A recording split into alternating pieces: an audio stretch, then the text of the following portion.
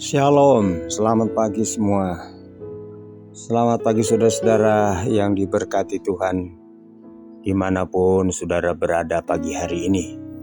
Kita jumpa lagi dalam doa pagi. Sebelum kita membaca firman Allah, kita berdoa. Bapa Surgawi, Bapa dalam nama Yesus, terima kasih Bapa untuk pagi hari ini, pagi yang indah, di mana kami boleh bangun semua dengan tubuh yang sehat, menghirup udara yang segar di hari yang baru ini Tuhan. Terima kasih. Sebelum kami melangkah di hari yang baru ini Bapa, kami mau datang kepadamu dan kami mau rindu dengar firman-Mu. Tuhan, urapilah hamba-Mu, urapi kami semua, sehingga setiap firman Allah yang kami dengar itu boleh menjadi remah dalam hidup kami. Berfirmanlah Engkau Tuhan dalam nama Yesus. Haleluya. Amin. Puji Tuhan. Markus 8 ayatnya yang 38. Demikian bunyi firman Tuhan. Sebab barang siapa malu karena aku dan karena perkataanku di tengah-tengah angkatan yang tidak setia dan berdosa ini, Anak Manusia pun akan malu karena orang itu apabila ia datang kelak dalam kemuliaan Bapanya diiringi malaikat-malaikatnya. Puji Tuhan. Haleluya. Saudara, sebab kata Yesus, barang siapa yang malu mengakui aku, barang siapa yang malu menceritakan perkataan-perkataanku di tengah-tengah angkatan yang tidak setia, artinya di tengah-tengah manusia atau orang-orang yang tidak percaya, orang-orang berdosa. Maka ketika Anak Manusia itu datang atau Yesus itu datang pada kali yang kedua dalam kemuliaan Bapanya, dia pun akan malu mengaku orang itu. Nah saudara, tentu sangat tragis sekali kalau sampai kita orang-orang percaya yang sudah iring Tuhan, sudah jadi orang Kristen bertahun-tahun, pada akhirnya kita tidak diakui, pada akhirnya kita ditolak, pada akhirnya saudara-saudara kita menyesal.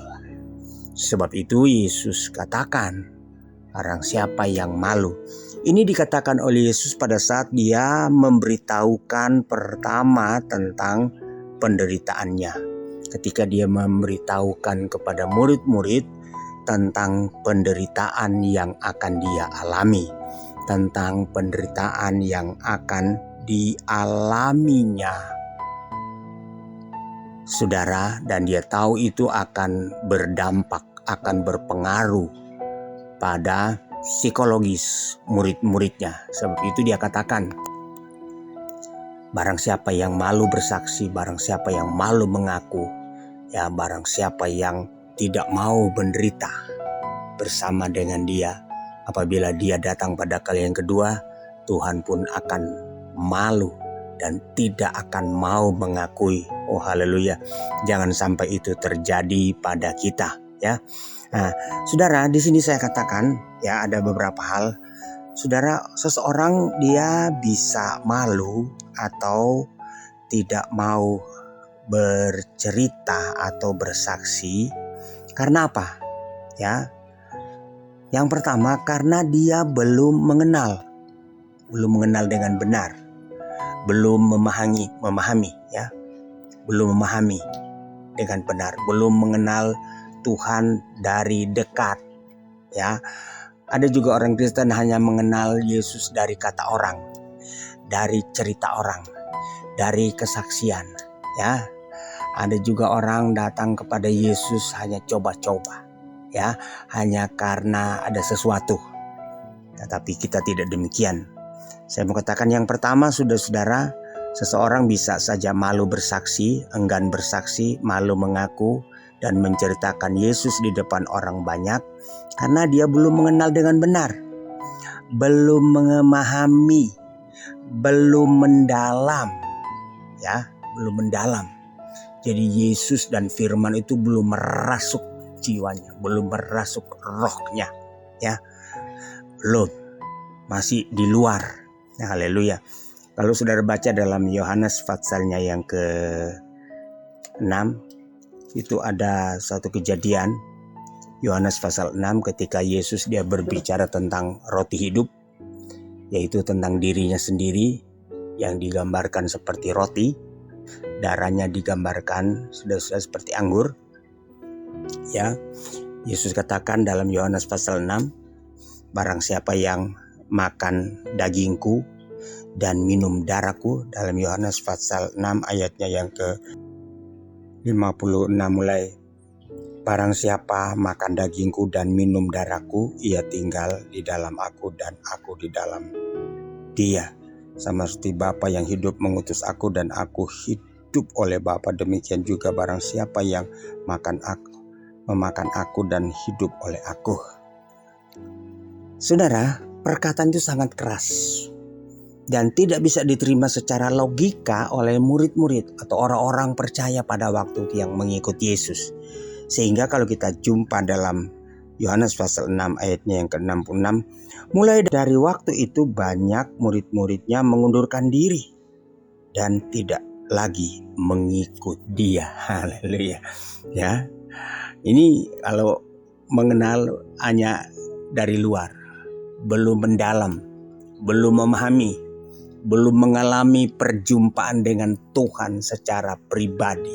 Ini saudara, akibatnya ketika berhadapan dengan sesuatu yang tidak masuk akal, yang tidak logis, ya mengundurkan diri. Mereka anggap, ini apa-apa nih, makan daging Yesus, makan darah, minum darah Yesus. Keras, mereka tidak bisa memahami, dan banyak di antara mereka yang mundur. Haleluya. Yang pertama, karena belum mengenal dengan benar. Hal yang kedua, saudara-saudara, hidup yang belum diubahkan. Hidup yang belum diubahkan itu saudara-saudara susah sekali. Ya, susah sekali untuk bersaksi, susah sekali untuk mengakui, ya. Seperti Nikodemus, ya, seorang yang terpelajar, seorang teologia, tapi dia belum mengalami perubahan. Segala sesuatu dia terima dengan logika.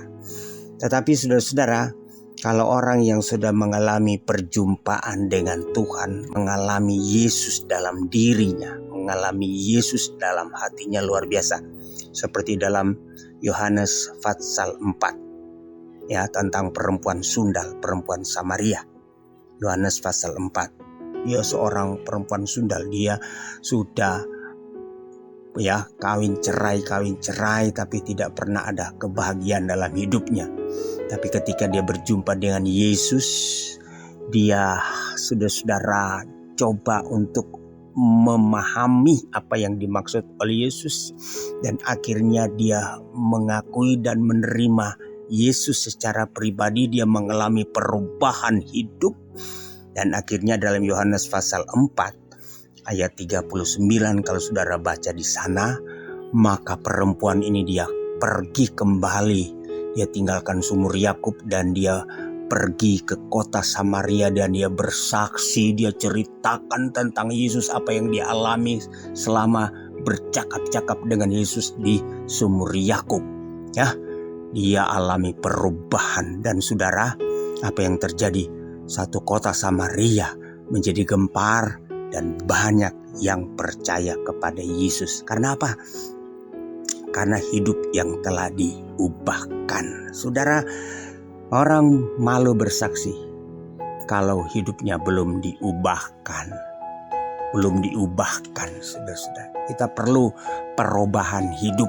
Kalau tidak ada perubahan hidup, saudara-saudara, ya, bersaksi itu kita anggap apa itu, ya, menceritakan tentang Yesus nggak penting, ya, karena hidupnya belum diubahkan. Ya, hidupnya hanya penuh dengan keduniawian. Yang ketiga, saudara-saudara, orang itu malu mengakui Yesus kalau tidak memiliki Roh Kudus. Ya, tidak memiliki Roh Kudus. Saudara boleh baca Matius pasal 26 ayat 69 sampai 72. Petrus sebelum ayam berkokok, dia sudah 3 kali menyangkal Yesus pada waktu Yesus ditangkap. Dia menyangkal Yesus, bahkan bersumpah. Tapi kita tahu saudara-saudara, akhir hidup Petrus ketika dia penuh Roh Kudus, luar biasa ya. Luar biasa, dia pun mengalami dianiaya, disiksa, bahkan kematiannya saudara-saudara. Dia disalibkan terbalik, kepala di bawah, dia mati syahid karena dia penuh dengan roh. Tapi waktu dia belum penuh dengan Roh Kudus, ketika Yesus ditangkap, dia jadi pengecut, dia malu, dia tidak mau mengaku. Bahkan sampai 3 kali dia menyangkal Yesus. Haleluya. Sebab itu saudara, kita perlu untuk mengenal Yesus dengan benar, memahaminya mendalam, alami Yesus secara pribadi saudara.